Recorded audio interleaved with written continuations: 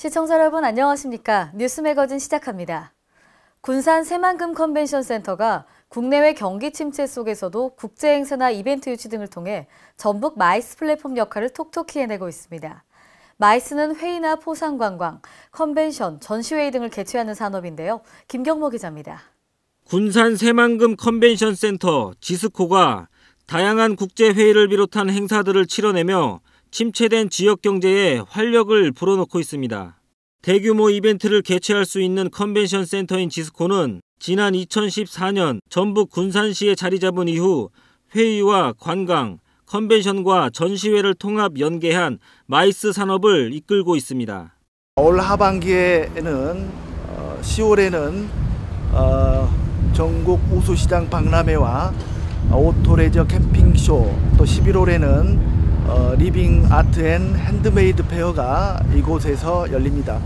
이 같은 대형 행사를 유치해서 지난해에는 150여 건, 지역경제 파급 효과가 250억 원에 이르고 있습니다.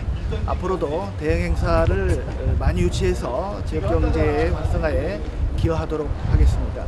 한편 오는 24일부터 3일간 열리는 대한민국 청소년 박람회는 각종 체험존을 비롯해 멘토 강연 등이 준비되어 있으며 행사 기간 동안 15만 명의 방문객들이 지스코를 찾을 것으로 예상되고 있습니다. K랜 김경모입니다. 경기도는 23일 전국 지자체 가운데는 처음으로 동네 서점 상품권 5만 장을 지난 18일자로 발행했습니다. 만원권 2만 장, 5천원권 3만 장 등으로 TRN을 통해 구매할 수 있고 대형 프랜차이즈 서점이나 온라인 서점을 제외한 동네 서점에서만 쓸 수 있습니다. 동네 서점 상품권은 발행일로부터 5년간 사용이 가능하고 상품권 가격의 80% 이상을 사용하면 나머지를 거스름돈으로 받을 수 있습니다. 특히 동네 서점 입장에서는 상품권 수수료율이 기존 상품권보다 낮은 2%라 3%의 이윤 효과를 볼 수 있습니다. 도 관계자는 동네 서점 상품권 판매가 잘 되면 발행 매수를 더 늘리고 서울시나 인천시와 협의해 수도권 전체로 가맹점을 확대하는 방안도 추진하겠다고 밝혔습니다. 백운규 산업통상자원부 장관이 지난 23일 충남 당진 에코파워 석탄 화력발전소 부지에 태양광 발전소를 짓겠다고 밝혔습니다. 백 장관은 이날 충남 당진 화력발전소를 방문해 현재 충남 지역에 석탄발전소가 29기나 몰려 있어 이곳에 또 지으면 수도권이 영향을 받는다며 이같이 밝혔습니다. 당진 에코파워가 짓기로 했던 액화 천연가스 발전소를 각 1기씩 충북 음성과 울산에 건설하고 대신 충남 당진 부지에는 태양광 발전소를 짓도록 하겠다는 구상입니다. SK가스와 동서발전의 합작사인 당진 에코파워는 당진에 1940메가와트 규모의 석탄 화력발전소 2기를 건설할 계획이었습니다. 그러나 화석연료 사용을 줄이려는 정책 기조에 따라 지난해 12월 액화 천연가스 발전소를 짓기로 했었습니다. 이번 구상은 기존 발전소 계획을 취소하고 신재생에너지 설비를 건설하는 첫 사례라는 점에서 의미가 있다는 평가입니다. 구의역 스크린도어 수리 직원 사망 사고가 발생한 지 2년이 지났습니다. 서울시는 외주 직원이었던 정비원을 정규직으로 전환하고 안전 시스템과 매뉴얼을 보강한 결과 스크린도어 고장 건수가 당시에 비해 절반으로 줄어들었다고 밝혔습니다. 서울시에 따르면 올해 1월에서 4월 스크린도어 고장 건수는 961건으로 2016년 같은 기간 대비 49% 감소했습니다. 지난해와 비교하면 35% 줄었습니다. 작년 한 해 발생한 철도 사고도 5건으로 전년 12건 대비 절반 이상 급감했습니다. 서울시는 2017년 국제표준 서비스 품질 지표에 따르면 서울 지하철의 안전 수준은 런던이나 뉴욕 등 세계 주요 도시 지하철에 비해 높은 평가를 받았다고 설명했습니다. 앞으로 2022년까지 노후 전동차 교체와 스마트 통합관제 구축 등에 대한 투자를 준비하고 있습니다. 대구광역시는 경상북도와 함께 상생협력을 추진하는데요. 신규 과제로는 야생동물 보호센터 연계 운영과 대구 경북 꽃 박람회 개최 등 4건을 추진합니다. 이번 공모를 통해 발굴된 이 사업들은 양 시도 간의 상생협력을 통해 일자리 창출과 경제 활성화 등의 성과를 거둘 수 있을 것으로 기대됩니다. 대구시와 경북도는 대구 노보텔에서 대구 경북 한뿌리 상생위원회 정기총회를 최근 개최했습니다. 이번 정기총회에는 4건의 신규 과제와 추진하고 있는 35개의 사업 점검, 각 시도에서 제안한 과제에 대한 심의, 확정 등으로 진행됐습니다. 현재 추진하고 있는 주요 협력 과제는 대구권 광역철도망 사업과 대구 도시철도 연장 등입니다. 전주시장 선거 대진표가 확정됐습니다. 김승수 현 시장과 이현웅 민주평화당 후보, 이어 오형수 정의당 후보까지 3파전인데요.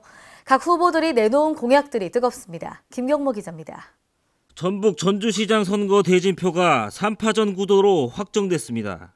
민주당 김승수 후보는 높은 당 지지율과 현직 프리미엄을 얻고 재선을 노리고 있습니다. 이제 전주가 1000만 관광도시로 성장을 하고 있습니다. 이 성장이 우리 시민들 골고루에게 돌아가고 또 더 크게 성장하기 위해서는 수없이 많은 경험과 또 집권 여당의 큰 힘이 필요합니다. 4년간 축적된 경험, 그리고 국회, 청와대, 중앙부처까지 탄탄한 인맥이 준비됐습니다. 재선에서 우리 전주를 세계적인 문화도시로, 경제가 더 부강한 도시로 반드시 만들겠습니다. 민주당 경선 과정에서 이의를 제기하고 탈당했던 이현웅 민주평화당 후보는 본선에서 다시 김 후보를 마주하게 됐습니다. 65만 전주시의 시장은 행정 경험이 부족하고 정치적인 육지만을 생각하는 사람이 맞는 것보다는 행정 경험이 풍부하고 중앙 인맥이 제대로 되어 있는 이현웅이가 맡아서 운영하는 것이 바람직하다고 생각합니다. 오형수 정의당 후보는 기득권이 아니라 시민을 바라보는 자세를 강조합니다. 30년 독점 정치 구조를 타파하는 것이 전주 발전의 출발이라고 생각합니다. 세 후보 중 기득권에 눈치 보지 않고 새로운 전주를 만들 수 있는 유일한 후보는 저 정의당의 오형수라고 생각합니다. 이번 6.13 지방선거에서 어느 후보가 전주 시민들의 선택을 받을지 귀추가 주목되고 있습니다. Kren 김경모입니다. 고령화 시대가 되면서 노인 인구가 가파르게 늘고 있습니다. 특히 홀몸 노인들이 많아지고 있는데요. 경기도 내 65세 이상 어르신들 5명 중 1명은 홀몸 노인입니다. 경기도에 따르면 도내 홀몸 노인의 숫자는 약 33만 명으로 65세 이상 어르신 5명 중 1명이 홀몸 노인입니다. 해마다 증가 추세로 최근 4년간 30% 가까이 늘어났습니다. 이에 경기도가 홀몸 노인분들을 위한 다양한 지원 대책을 내놓고 서비스를 확대하기로 했습니다.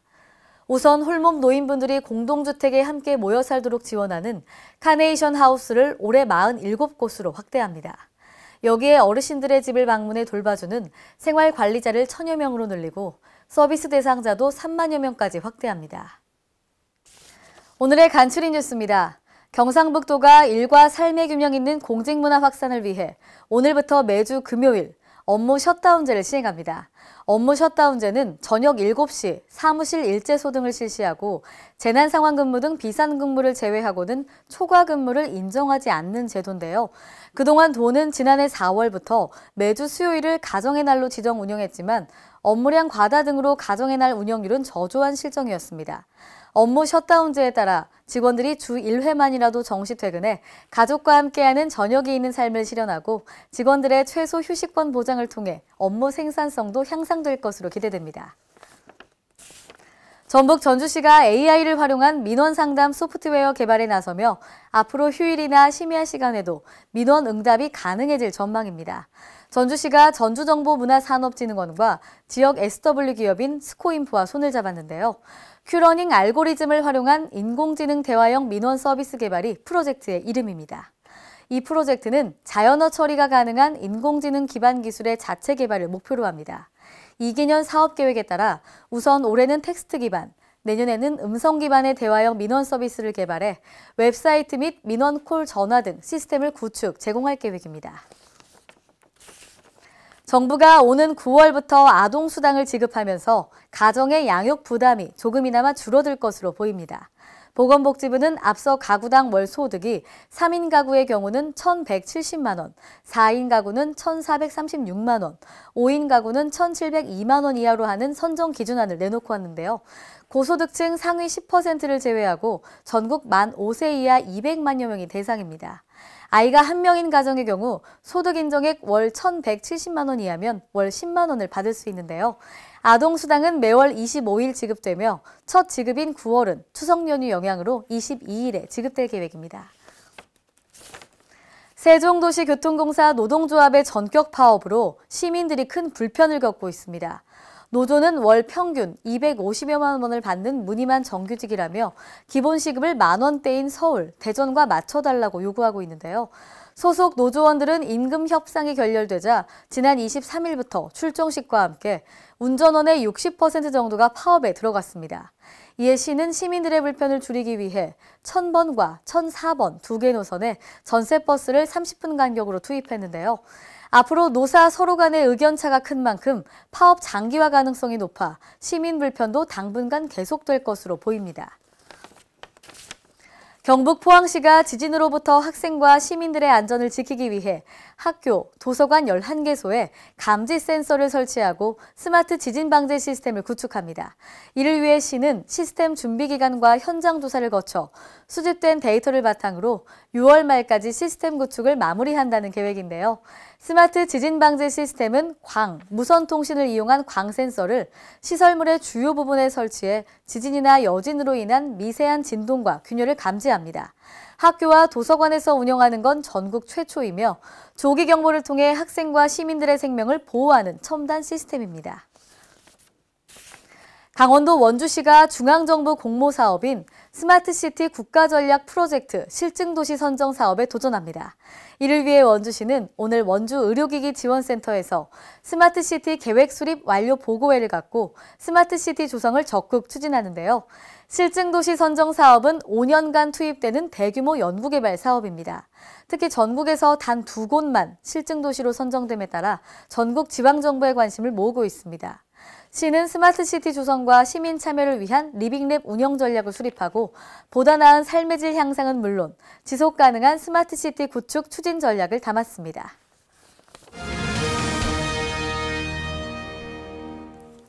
오늘의 단신입니다.